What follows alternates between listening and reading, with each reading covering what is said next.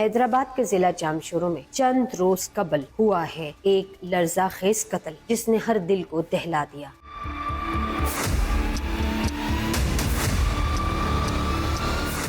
26 سالہ حاملہ خاتون اور 3 بچوں کی ماں صبرین پٹھان ایک محنت کش خاتون تھی جو روزی کمانے کے لیے کپڑے فروخت کرتی تھی۔ 10 روز قبل وہ معمول کے مطابق گھر سے نکلی مگر واپس نہ آ سکی۔ چند دن بعد گاؤں والوں کو جھاڑیوں میں ایک لاش ملی۔ پولیس پہنچی اور ایک دردناک حقیقت سامنے آئی۔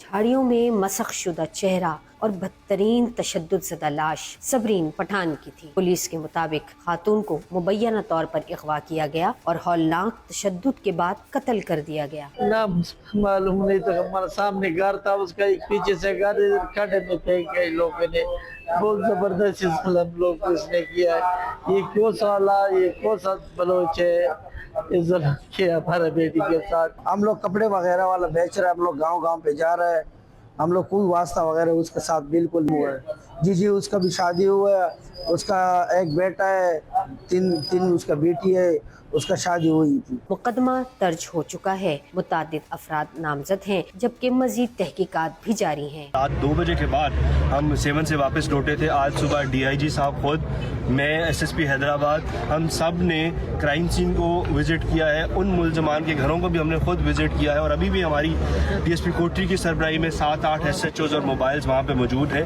ہم نے جو سہولت کار ہیں، قریبی لوگ ہیں ملزموں کے، وہ ہماری کسٹڈی میں ہیں۔ میں آپ کو اس چیز کی شیورٹی دیتا ہوں، 100% شیورٹی دیتا ہوں کہ اس میں جو ملزمان انوالوڈ ہیں قانون کے مطابق بہت سخت سزا دیں گے ان کو، اور ان کے سہولت کاروں کو بھی نہیں چھوڑیں گے۔